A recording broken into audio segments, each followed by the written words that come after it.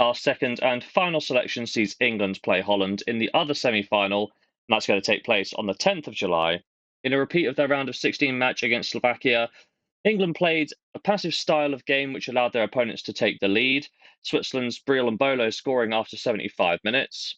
Following this, England made some attacking adjustments and Bukayo Saka levelled the scoring just 5 minutes later, taking the game to extra time with the scores tied 1-1. Extra time didn't really produce anything of consequence, and the tie was settled on a penalty shootout. Just as everyone in England was switching off their televisions, thinking about defeat, Cole Palmer stepped up and gave the country a bit of hope, opening the scoring from the penalty spot. Then came successful penalties from Bellingham, Saka, Toney, and finished off with Arnold, which delivered England another semi-final tie for the third time in 3 competitions. Form-wise, it's another unbeaten game for England, but it's slightly concerning that they haven't scored more than 1 goal in normal time throughout the whole tournament.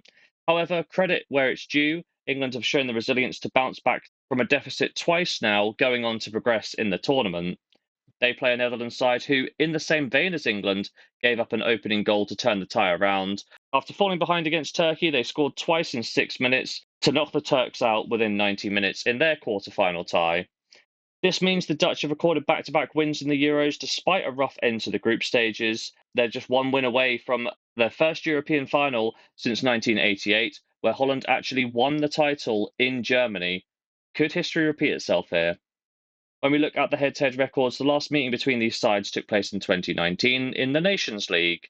This match finished 3-1 to the Dutch after extra time, and looking further back, we can see that the Dutch have managed to avoid defeat in 8 of the last 9 encounters dating back to 2001.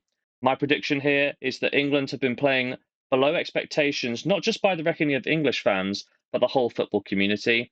As much as I would personally like to see them progress, it's going to be an uphill battle, and I think we're going to see a similarly passive display from Southgate's side. As such, I'm not confident on backing England here, and I think the tie will perhaps go the distance. But in terms of a bet, I'm going to be laying England here. A Netherlands win or a draw in normal time will see us cash the bet, and I'm going to go with this for a half stake in bet number 2.